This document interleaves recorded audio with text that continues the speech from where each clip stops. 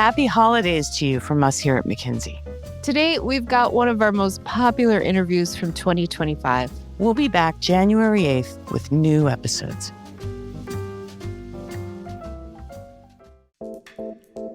This is the McKinsey Podcast, where we help you make sense out of our world's toughest business challenges.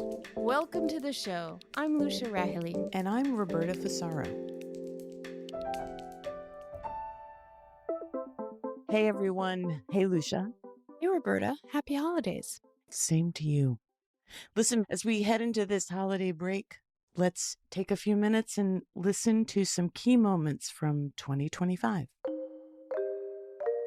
While business leaders adapt to rapid changes in technology, shifts in tariffs and trade have their attention too. Senior partner Shubham Singhal says they must fight inertia. We often hear and see that a lot of companies are frozen, and that's not entirely true, at least not for the most sophisticated ones. In essence, the age of strategy is back. There's so much uncertainty. There's so much that is shifting on advantage and demand patterns. And so when we look at the, kind of leaders in the industry, there are three kinds of things that they're doing. And, I simplify it down sometimes to just simply say protect, prepare, and propel. When it comes to strategy planning, McKinsey senior partner Shelley Stewart says CEOs should include the chief marketing officer in those discussions, just to ensure that companies stay close to what matters most, and that's the customer. Only 50% of CMOs are involved in strategic planning alongside the CEO. I mean, that's a startling statistic in a world where I think of the CMO as being someone who really does understand the end-to-end customer journey. And so that lack of alignment really creates issues. Senior partner Jake Henry agrees with Shubham and Shelley and adds that any healthy strategy also takes into account potential mergers and acquisitions. No strategy is complete without a consideration of M&A activity. Growth is harder and harder to access right now, and that could be geopolitical uncertainties in terms of geographies that are underperforming. That could be exposures that they have because of the geopolitical environment and form of pricing and otherwise. And so as these companies are looking at their growth board, they do see holes. So M&A can be a path to being able to fill those gaps and add additional pathways to achieving it. It can also be a way to be able to access capabilities that are required for growth. Geopolitics is affecting businesses across industries, including banking.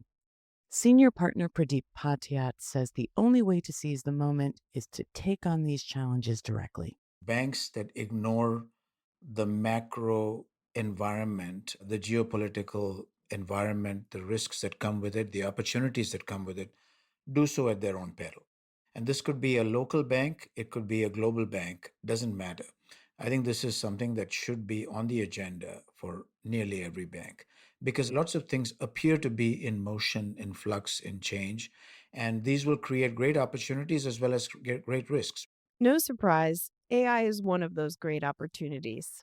McKinsey senior partner Lorena Yee says it's time to start acting on AI agents.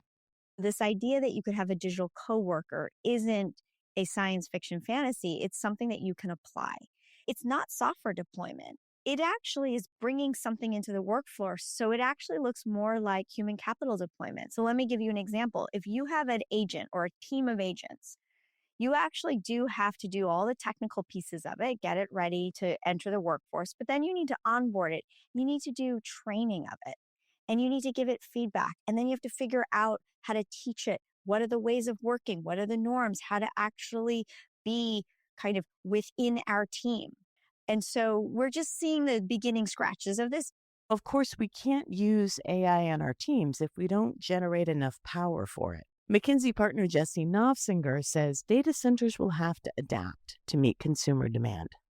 It's not just about delivering the power, but as we go upstream, it's about generating the electricity. Even as the world's consumption increases, we expect the data center number to be much higher. And in places like the US, where we haven't seen a lot of net load growth in a while, it's actually driving almost entirely the upside that we see over the next few years. And who's making the decisions behind building this AI-powered world?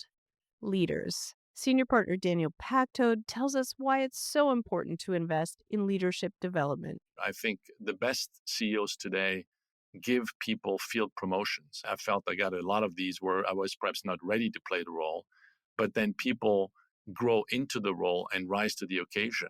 And I think that's a bit this mindset that I think you want to create in a high-performing and 21st century leadership team.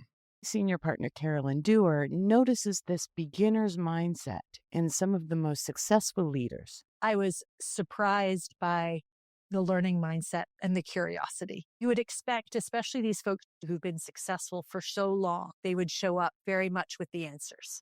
They had just mastered their craft and were just on repeat. And that's not what we found at all. Humility, willingness to be open to feedback, willingness to learn and challenge their own thinking and continually was striking. McKinsey senior partner Dan Swan says companies must integrate qualities like these to adapt and stay competitive. And the chief operating officer is pivotal in taking the lead. Be curious. Think about, what could we do better? Don't be defensive about how we've always done things. Those mindset pieces are critically important. And, I think the COO often sets the tone on that. It's just so powerful for unlocking not only productivity, but ideas that can drive growth, that can drive service, that can drive anything else, right? And so if I could impart one thing, it would be how to get that mindset around curiosity, continuous improvement really embedded in the organization. So let's hear it for curiosity as we head into the new year. Second that. Happy holidays to you, and we will see you in 2026.